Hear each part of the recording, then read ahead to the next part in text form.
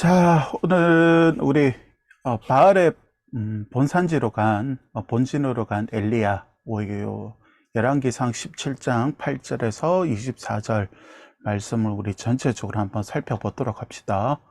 먼저 우리 열왕기 상하에 나와 있는 이 열왕기서의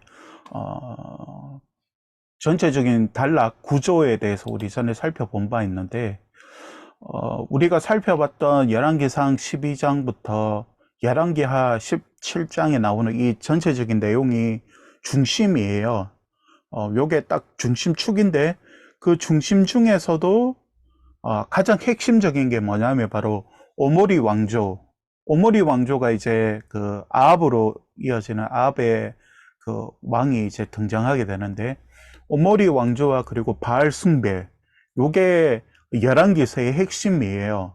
그래서 우리는 지금 열왕기 상하 전체 중에 가장 중심에 들어와 있다고 생각하면 돼요. 열왕기라는 성경의 가장 핵심부에 우리는 지금 큐티를 하고 있다, 이렇게 생각하면 될 것 같고, 그래서 오모리 왕조의 왕조와 이 바알을 만나게 되는데, 오모리 왕조는 여로보암과는 다른 왕조예요. 여러분 기억나는지 모르겠지만 지난 큐티 시간에 하나님께서 여로보암에 대해서 그 심판에 대해서 예언을 하셨잖아요. 그때 그 집이, 그러니까 여로보암의 집이 끊어져서 멸망하리라 라는 메시지를 주셨거든요. 그러니까 정말 새로운 왕조가 들어선 거죠. 그래서 몇 번의 반란이 일어나고 오모리 왕조가 이제 정권을 잡게 되는데, 그도 이제 우상 숭배에 앞장선 사람이었던 것이죠. 오모리의 아들이 그 유명한 아하방이에요. 아하방. 이제 우리가 계속해서 만나게 되는 사람인데, 아하방은 무려 22년 동안 북왕국을 다스렸거든요. 성경은 그를 이렇게 기억해요. 16장 30절에 보면 오모리의 아들 아합이 그의 이전의 모든 사람보다, 그러니까 아합 이전에 있는 모든 사람보다 여호와 보시기에 더욱 악을 행하여, 이렇게 되어 있어요. 그러니까 진짜 하나님 보실 때 악한 사람이었던데, 이 악한 사람이 무려 22년 동안 북왕국을 다스렸던 거예요. 그리고 그는 하나님의 길을 선택하지 않고 다윗의 길을 선택하지 않고 여로보암의 길을 선택했어요. 여로보암의 길이 뭐냐면 우상을 선택하고 세상을 선택했다는 말이거든요. 그러니까 북왕국도 하나님의 나라였음에도 불구하고 이 오모리 왕조와 그리고 특히 아합은 하나님을 무시하는 사람이었고 우상을 섬기는 왕이었어요. 그리고 그는 시돈의 왕이었던 엣바알의 딸 이세벨을 아내로 맞이하게 돼요. 그리고 그 이세벨이 이제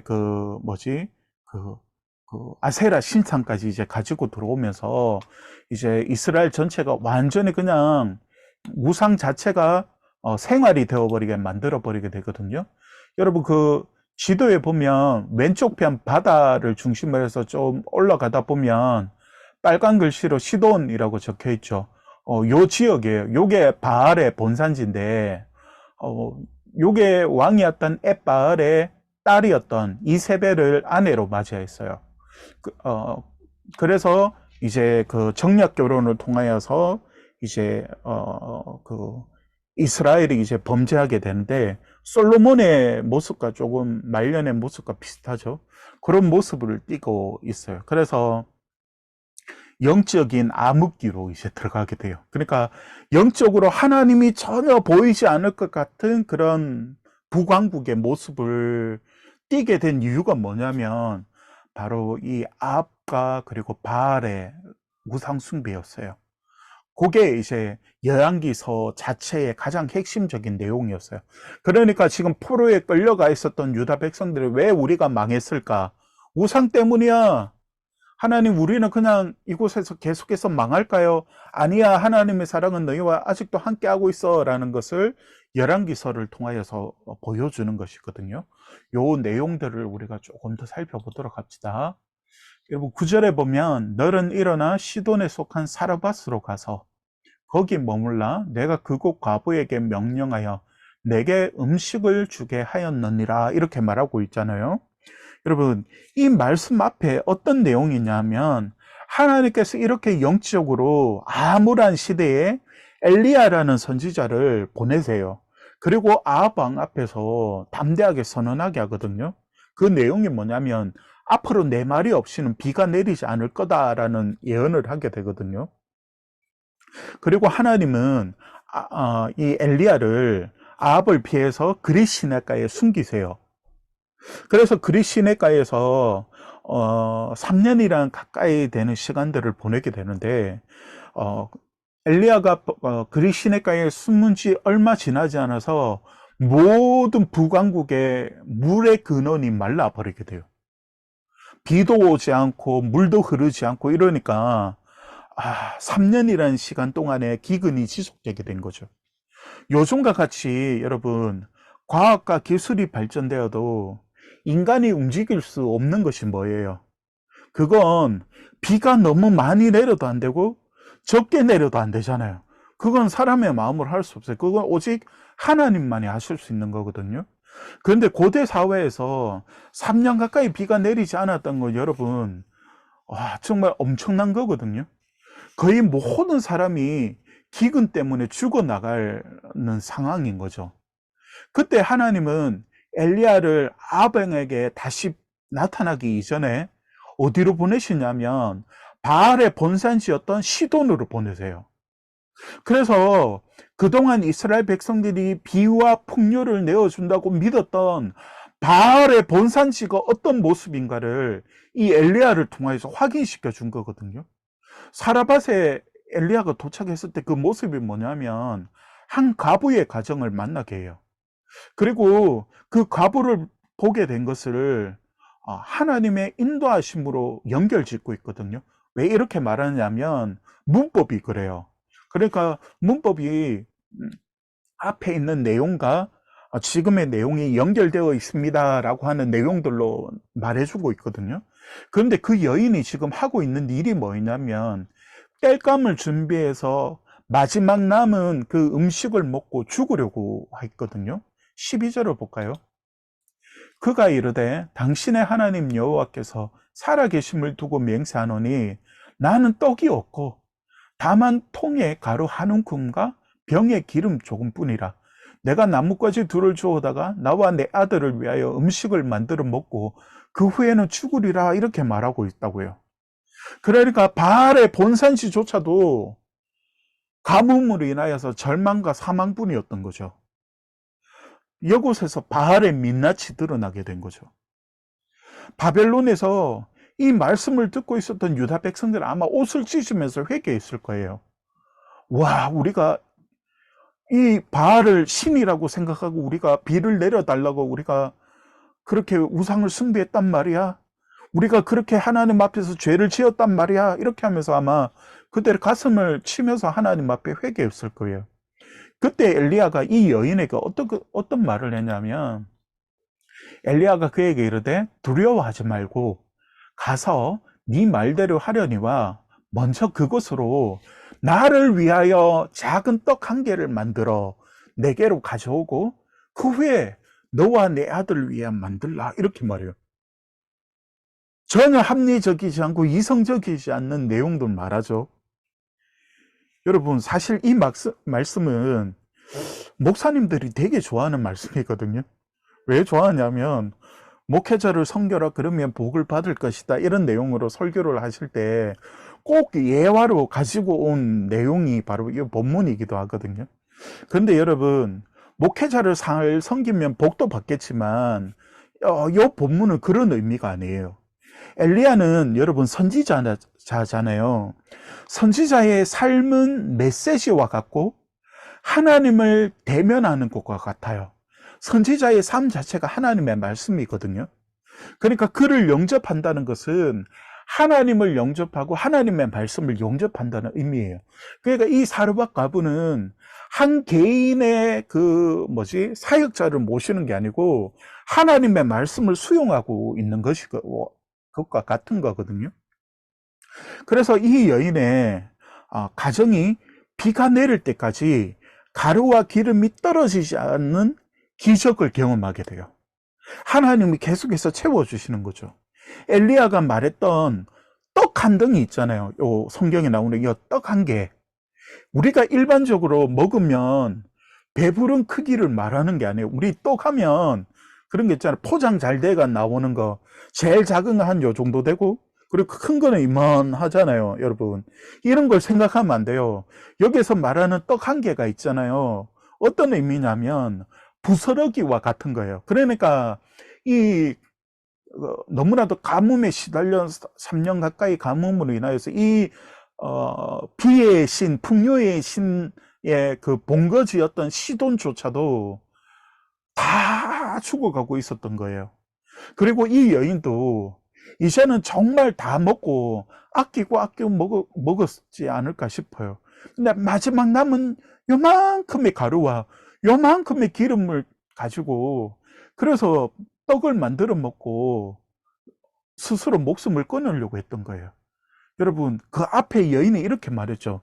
나뭇가지 한두 개를 주어다가 왜 한두 개를 주겠어요? 여러분, 한 번 떡을 만들려면 한 개의 식사를 만들려면 여러 개의 나무가 필요하겠죠. 그런데 한두 개의 나무가 필요한 이유가 뭐냐면 그만큼 다 떨어져 버리고 가루와 기름이 없다는 거예요. 그러니까 이 떡 한 개를 우리가 하나 먹으면 든든하다 기분이 들고 배가 부르다는 생각이 드는 그런 우리가 먹는 그런 떡을 생각하면 안 돼요. 이건 정말 마지막 남은 조그마한 부스러기와 같은 거예요. 그런데 그걸 엘리야가 먼저 나에게 가지고 오라는 거예요. 14절 한번 볼까요? 이스라엘의 하나님 여호와의 말씀이 나 여호와가 비를 지면에 내리는 날까지 그 통의 가루가 떨어지지 아니하고 그 병에 기름이 없어지지 아니하리라 이렇게 말하고 있거든요. 여러분, 이 말씀을 통해 정말 하나님이 하시고자 하는 말씀이 뭐냐면 우리 생과 사 그리고 우리 삶의 모든 주관자는 하나님이세요. 이 세상에 바알은 과학과 이성이라고 생각해요. 그리고 이 세상의 아세라는 성공과 돈이라고 생각해요. 우리는 이런 우상에 둘러싸여져 있거든요. 인간의 과학과 이성이 하나님의 말씀을 그냥 아무렇지 않게 난도질 해버리고 있고, 그리고 세상의 모든 주인은 성공과 돈인 것 같아요. 그래서 여러분, 과학과 이성이 발달해도 비를 내리게도 멈추게도 못해요. 달의 우주선을 띄워보내도 지진이 일어나는 걸 막지 못해요. 또 사람들은 성공과 돈을 거머쥐면 무엇이든지 할 수 있다고 생각하지만 몸에 병이 생기는 것과 사람이 죽는 것은 막지를 못해요. 그들이 사는 곳은 지옥과 같고 또 그들도 언젠가는 죽어요. 여러분, 이스라엘이나 유다 백성들을 우상 숭배한다고 우리가 비난할 수 있지만 하나님 보실 때 그러한 모습이 바로 우리의 모습일 수 있다고요. 유다도 우리도 좋은 대학에 가서 성공하려고 하는 이유가 뭐예요? 좋은 선배들 줄 잡아 가지고 성공해서 돈 버는 게 우리 목적이고 이유이지 않아요? 우리가 돈돈 하는 이유는 돈이 하나님을 대신한다고 여러분 생각하고 있는 거 아니에요? 돈만 있으면 기도하지 않아도, 돈만 있으면 하나님이 없어도 된다는 생각에 돈돈하고 있는지 아닌지를 오늘 말씀 큐티하면서 여러분 진심으로 하나님 앞에 살펴봐야 돼요. 이게 오늘 큐티하면서 우리가 하나님 앞에서 살펴봐야 될 내용이에요. 하나님은 과부에게 벼락부자를 만드시지 않으셨어요. 일용할 양식, 꼭 필요한 생명을 연장하기에, 삶을 살기에 부족함 없는 그 생명을 지켜주시고 계세요. 그리고 그의 삶을 통해서 하나님의 살아계심을 증명하고 있는 것이죠. 바알이 아니라 하나님이 생명을 지켜주신다는 것을 이 과부의 삶을 통하여서 보여주고 있는 것이죠. 여러분, 저는 여러분이 삼성 이재용 회장이 되지 못해도 괜찮아요. 그리고 여러분들이 우와 하는 부자가 되지 않아도 괜찮아요. 저는 여러분들의 삶을 통해서 하나님이 돌보시고 하나님이 지키시고 하나님이 함께 하신다는 것을 보여주는 그런 믿음의 사람들이 되었으면 좋겠어요. 그래서 누군가가 여러분의 삶을 바라보면서 와, 저 사람은 도대체 뭔데 저렇게 살아감에도 불구하고 저렇게 생활에 빠짐없이 살아갈 수 있을까? 저 사람은 저렇게 상황이 저런데도 불구하고 매일 일요일에도 아무것도 하지 않고 하나님 앞에 가서 예배 드리는 저 사람의 삶을 바라보면서 그런데도 저렇게 살아가는 거 보면 참 용하다. 근데 알고 보니까 크리스찬인 거야. 알고 보니까 하나님께 기도하는 사람인 거지. 그때 진짜 여러분 우리가 전하는 그 전도의 메시지가 힘이 있는 거라고요. 여러분 17절 한번 볼까요? 2일 후에 그 집 주인 되는 여인의 아들이 병들어 증세가 심히 위중하다가 숨이 끊어진지라 이렇게 말하고 있어요. 얼마 후에 이 과부의 아들이 죽어버려요. 여러분 은혜를 받은 후에 늘 시련이 찾아오거든요. 롤러코스터가 올라갔다가 이렇게 내려오는 상황인 거죠. 여러분 어쩌면 배고픔 때문에 먹고 죽으려고 하는 그 고통과는 비교할 수 없는 아픔이었을 거예요.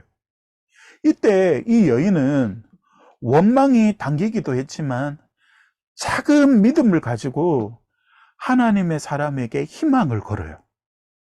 다시 말하면 하나님의 말씀과 하나님께 희망을 건다는 거거든요. 이 여인은 바알을 찾지 않아요.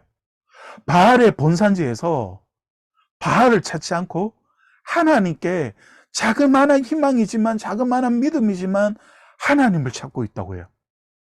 이게 정말 놀라운 역사를 일으켜요. 여러분 18절 한번 보면 여인이 엘리야에게 이르되 하나님의 사람이여 당신이 나와 더불어 무슨 상관이 있기로 내 죄를 생각나게 하고 또 내 아들을 죽게 하려고 내게 오셨나이까 이렇게 말하고 있어요.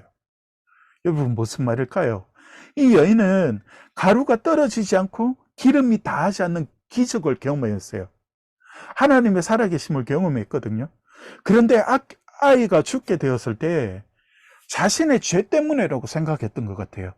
일반적으로 사람들이 생각하는 것은 안 좋은 일이 생기면 신이 노했기 때문이라고 생각을 하거든요. 우리 그리스도인조차도 그렇게 생각하는 사람들이 되게 많아요. 오히려 생명을 주시는 분이 누구신가를 이 여인을 통해서 하나님 보여주시기를 원하시거든요. 엘리야의 사역에 보면 꼭 이런 말이 수고처럼 덧붙여지는 말이 있거든. 그게 뭐냐면 살아계신 하나님이란 말이거든요. 그래서 이 여인에게 처음 만났을 때도 살아계신 하나님을 두고 맹세하노니 이렇게 말하거든요. 그리고 엘리야의 삶의 모든 사역이 하나님의 살아계심을 증가하고 증언하는 일이래요. 우리가 쭉 그 내용을 보게 될 거거든요. 그러니까 이 아들처럼 죽어있는 유다를 과연 누가 살릴 수 있을까요? 지금 포로에 있는 그 유다를 누가 살릴 수 있을까요? 누가 예루살렘으로 다시 돌아올 수 할 수 있을까요? 하나님밖에 없다고요. 지금 그들에겐 요만큼의 소망도 없다고요, 여러분.